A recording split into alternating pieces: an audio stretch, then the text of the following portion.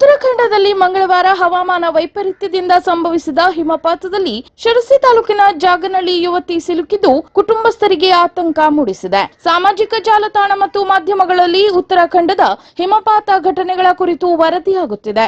ಇದರಲ್ಲಿ ಸಿಲುಕಿದವರ ಪಟ್ಟಿಯಲ್ಲಿ ಪದ್ಮಿನಿ ಹೆಗಡೆ ಅವರ ಹೆಸರು ಸಹ ಇದೆ. ಆದರೆ ಹುಟ್ಟೂರಿನ ಜಾಗನಹಳ್ಳಿಯಲ್ಲಿ ಈ ಘಟನೆಯ ಬಗ್ಗೆ ಇನ್ನೂ ಜಾಸ್ತಿ ಮಾಹಿತಿ ಲಭ್ಯವಾಗದೆ ಕುಟುಂಬಸ್ಥರು ಆತಂಕಗೊಂಡಿದ್ದಾರೆ.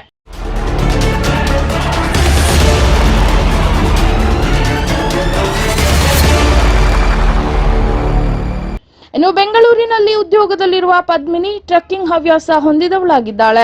ಅವರ ತಾಯಿ ಶೈಲಜಾ ಮತ್ತು ಸಹೋದರಿ ಮುಂಬೈನಲ್ಲಿ ವಾಸವಾಗಿದ್ದಾರೆ.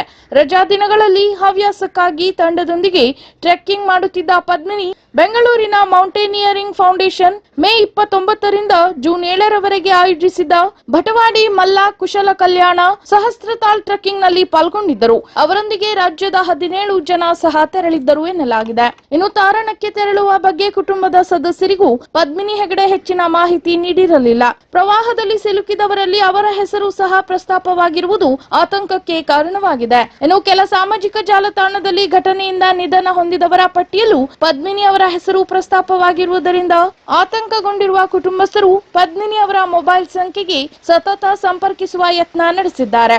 ಆದರೆ ಅವರು ಸಂಪರ್ಕಕ್ಕೂ ಲಭ್ಯವಾಗದಿರುವುದು ಕುಟುಂಬಸ್ಥರಿಗೆ ಇನ್ನಷ್ಟು ದಿಗಿಲು ಮೂಡಿಸಿದೆ.